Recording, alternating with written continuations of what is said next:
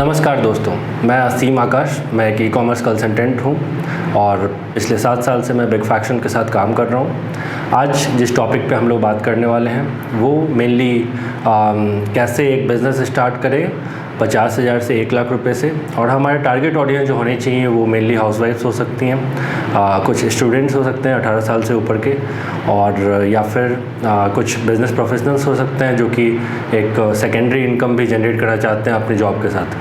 तो मैं आज यहाँ पे आप लोगों को बताने जा रहा हूँ कि कैसे हम लोग 50,000 से 1 लाख के बीच में एक बिज़नेस स्टार्ट कर सकते हैं। और जो मेरा डायरेक्शन है वो ऑनलाइन सेलिंग का होगा, क्योंकि ऑनलाइन सेलिंग आजकल काफ़ी ज़्यादा चर्चित है। और इसमें हम लोग ये कह सकते हैं कि हम लोग ये भी बात करेंगे डिटेल में कि कैसे आप अमेज़ॉन, फ्लिपकार्ट, मीशो, जियो मार्ट इन जैसी वेबसाइट पे कैसे सेल कर सकते हैं, क्या क्या डॉक्यूमेंट्स चाहिए होंगे, इनिशियल क्या प्रोसेस होता है। बट उससे पहले मैं आपका एक फ़ाइनेंशियल प्लानिंग बता दूं। जैसे कि मैंने एक 50,000 से 1 लाख का अमाउंट आपको बताया है, तो मैं उसका एक फ़ाइनेंशियल प्लानिंग बता सकता हूं यहाँ पे, कि जिसमें कि 3 सेक्शन में मैं इसको डिवाइड करूँगा। पहला, किसी भी बिज़नेस को करने के लिए आपके पास प्रोडक्ट या सर्विसेज होने चाहिए।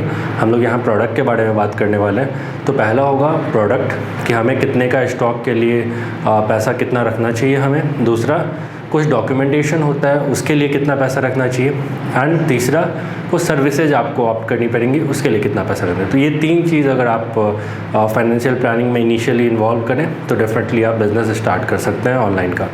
तो आइए देखते हैं 3 कौन कौन से चीज़ें हैं। पहली चीज़ जो मैंने आपको बताया दैट इज़ प्रोडक्ट। तो लगभग आप 70,000 का प्रोडक्ट परचेज करेंगे। Second, documents. तो डॉक्यूमेंट्स बहुत तरह के हैं, जिसमें कि जो एक बेसिक डॉक्यूमेंट है उसको हम लोग बोल सकते हैं ट्रेडमार्क, जिसके बारे में मैं आगे भी डिस्कस करूँगा। उसके लिए आप 5 से 10,000 रुपये रख लीजिए, क्योंकि अलग अलग चार्जेस हैं अलग अलग सर्विस प्रोवाइडर्स के। और तीसरी, जिसमें कि मैं ये बोल सकता हूँ जो फ़ोटो आपको चाहिए होंगे प्रोडक्ट के, फ़ोटोशूट बेसिकली। फिर सेकंड, यहाँ पे हम लोग ये भी बोल सकते हैं कि प्रोडक्ट लिस्ट वगैरह कराने के भी कुछ चार्जेस हैं, जो कि एक्चुअली मार्केट प्लेस के चार्जेस नहीं होते हैं, बट बहुत सारे सर्विस प्रोवाइडर हैं जो आपसे चार्ज करते हैं। और तो उनके लिए, जिसमें कि आप सर्विसेज जिसको आप बोल सकते हैं। तो इन 3 पार्ट, इस पार्ट के लिए, तीसरे पार्ट के लिए आप लगभग 20,000 रुपये अपने पास रख सकते हैं। अगर ये 3 चीज़ आप इस तरह से प्लान करें तो लगभग 70,000 रुपये में अगर एक एवरेज कॉस्ट की बात करें तो मेरे हिसाब से 350 प्रोडक्ट आपके आ जाएंगे। वो प्रोडक्ट सेम कैटेगरी के भी हो सकते हैं, डिफरेंट कैटेगरी के भी हो सकते हैं। मेरा कहने का मतलब ये है कि अगर आप लेट्स से कि अगर आप गिफ्ट आइटम बेचना चाहते हैं तो 70,000 रुपये में जब आप होलसेल में परचेज करने जाएंगे तो आपका जो सामान होगा वो लगभग 2 लाख रुपए का आप परचेज करेंगे।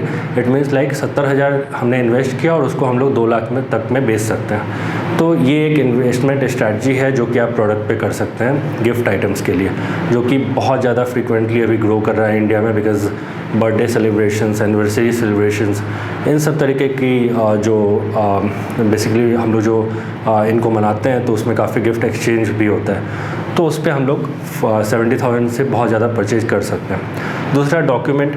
तो डॉक्यूमेंट में आप 10,000 रखिए, बिकॉज़ वहाँ पे आपको लेबल्स, ब्रांडिंग एंड आपका ट्रेडमार्क वगैरह का जो डॉक्यूमेंट में ज़रूरत पड़ेगी, तो वहाँ पे जैसे गवर्नमेंट की चार्ज लगभग 4,500 रुपये से 5,000 रुपये की आपको गवर्नमेंट की फ़ीस ही है। फिर एडिशनल चार्ज जो फाइल करेंगे वो भी लेंगे। तो इस तरह से आप डॉक्यूमेंट के लिए 10,000 रुपये रख सकते हैं। And photoshoot and different other services जो आप ऑप्ट करेंगे जहाँ पे आपको हेल्प की ज़रूरत पड़ेगी, क्योंकि किसी एक एक्सपर्ट से कोई भी चीज़ करवाना वो एक अच्छा स्टार्ट होता है rather than trying it at your own. तो बहुत सारे ऐसे सर्विस प्रोवाइडर हैं जो इसमें आपकी मदद कर सकते हैं। तो इस 3 पार्ट से आप अपना बिज़नेस स्टार्ट कर सकते हैं। ठीक है, पहला जो प्रोडक्ट है मैं उसको थोड़ा डिटेल में बताऊंगा कि किस किस तरीके के प्रोडक्ट आप चूज़ कर सकते हैं। सेकंड, डॉक्यूमेंट को मैं थोड़ा डिटेल में बताऊंगा। और तीसरा, फ़ोटोशूट एंड सर्विसेज, इसको भी मैं डिटेल में एक्सप्लेन करूँगा। बट इससे पहले हम लोग ये भी देख सकते हैं कि कई बार क्वेश्चंस होते हैं आपके, तो आप डेफिनेटली कमेंट बॉक्स में हमारे क्वेश्चन पूछ सकते हैं और हम लोग आपको गाइड भी करेंगे। हमारी पूरी फुल फ्लेज टीम है लगभग 60 से 70 लोगों की। ठीक है, तो मैंने आपको इन्वेस्टमेंट स्ट्रैटेजी जो आपकी इनिशियल है वो मैंने आपको बता दी है। अब हम लोग देखेंगे कि कौन कौन से ऐसे प्लेटफॉर्म हैं जो इंडिया में अभी अवेलेबल हैं जिस पे कि ईज़िली आप अपने प्रोडक्ट को लिस्ट कर सकते हैं और सेल की जो आपकी वे है या फिर जो आपका बिज़नेस का पाथ है उसको आप डेफिनेटली डिफ़ाइन कर सकते हैं। तो मेनली हम लोग यहाँ पे अभी 4 प्लेटफॉर्म के बारे में बात करने वाले हैं, अमेज़ॉन, फ्लिपकार्ट, मीशो एंड जियो मार्ट, क्योंकि ये 4 प्लेटफॉर्म अभी फुल फ्लेज इंडिया में रन कर रही है। जियो मार्ट अभी थोड़ा नया है but still there is a good chance of new sellers to grow on that platform. तो जैसा मैं आपको बता सकता हूँ कि अमेज़ॉन, फ्लिपकार्ट, मीशो, जियो मार्ट, ये 4 प्लेटफॉर्म अभी करेंटली इंडिया में एग्जिस्टिंग है। अब आपका नेक्स्ट क्वेश्चन होगा मेरे हिसाब से कि कैसे लिस्ट करें इन प्लेटफॉर्म्स पे अपने प्रोडक्ट को, क्योंकि हम लोगों ने प्लानिंग भी की, सोर्सिंग भी कर लिया, बाकी ट्रेडमार्क वगैरह फाइल भी कर लिया।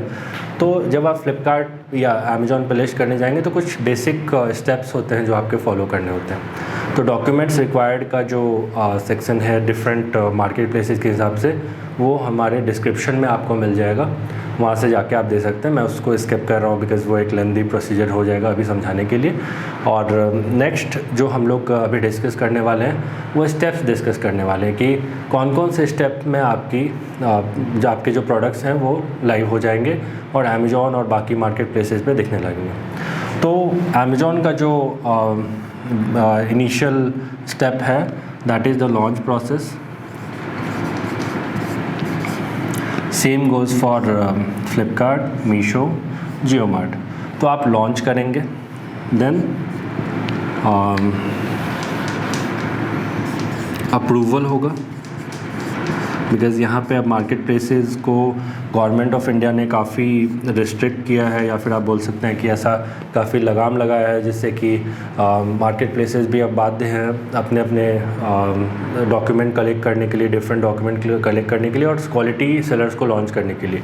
तो अप्रूवल का मतलब है कि अगर आपको लेट्स से कि आपको एक कॉफ़ी मग बेचना है अमेज़ॉन पे, तो या फिर फ्लिपकार्ट पे या मीशो पे या जियो मार्ट पे, तो आपको अप्रूवल के प्रोसेस से गुजरना पड़ेगा। इट मीन्स लाइक आपका एक ट्रेडमार्क रजिस्ट्रेशन या फिर ब्रांड रजिस्ट्री जिसको बोलते हैं, एंड अदरवाइज़ फिर आप अप्रूवल ले करके जिसको GTIM वगैरह बोलते हैं वो लेके भी आप कर सकते हैं। बट उतनी डिटेल में मैं नहीं जा रहा हूँ, बाकी वीडियोज़ आप हमारी यूट्यूब चैनल की देखेंगे तो डेफिनेटली वहाँ पर आपको मिल जाएगा उसके बारे में भी डिटेल। तो अप्रूवल प्रोसेस है। सेम गोज़ फॉर फ्लिपकार्ट में भी आपको अप्रूवल लेना होगा। मीशो में अप्रूवल की बहुत ज़्यादा ज़रूरत नहीं पड़ती है but it depends on category, तो मैं इसको स्किप करता हूँ, ठीक है। यहाँ पे अप्रूवल की बहुत ज़्यादा ज़रूरत नहीं, you can list and start selling. फिर जियो मार्ट में भी आपको अप्रूवल लेना पड़ता है। तो जियो मार्ट में बेसिकली अभी उन ब्रांड को लॉन्च कर रहे हैं वो लोग जिसमें कि जिनके पास की ट्रेडमार्क है। ट्रेडमार्क चाहे तो रजिस्टर्ड स्टेटस में या एप्लीकेशन स्टेटस में भी हो, बट ऑब्जेक्टेड में होगा तो वो रिजेक्ट करते हैं। तो बाकी सारे जगह पे आपको अलग अलग तरह के डॉक्यूमेंट्स मिलेंगे, बट जियो मार्ट एक नया प्लेटफॉर्म है इसलिए मैं थोड़ा डिटेल में बता दिया। तो आपका लॉन्च हो गया, अप्रूवल हो गया, ठीक है। फिर थर्ड इज़ लिस्टिंग। तो लिस्टिंग में एक बात का आप लोगों को ध्यान रखना है, जिसमें कि आपके पास जो आपने बजट लिया था उसमें बजट में कटौती ना करें बिल्कुल भी, और जो भी प्रोडक्ट आपके पास हो उनका फ़ोटोशूट करवाएं, क्योंकि जितना अच्छा हमारा प्रोडक्ट दिखेगा उसकी सेलिंग के चांसेस उतनी ज़्यादा हाई होगी। तो यहाँ पे आपको लिस्टिंग करने के लिए इमेजेस की ज़रूरत पड़ेगी सारे प्लेटफॉर्म में। फिर नेक्स्ट इज़, अब अगर आपकी लिस्टिंग सारे जगह पे सक्सेसफुल हो गई है तो आप डायरेक्टली सेल के लिए जा सकते हैं, आपके प्रोडक्ट्स विजिबल हैं। और चौथा पार्ट आ जाएगा कि आपको सेल करना है, और सेल सारे प्लेटफॉर्म पे आपको सिमिलरली ऑर्डर्स आने स्टार्ट हो जाएंगे, एंड दैट्स इट।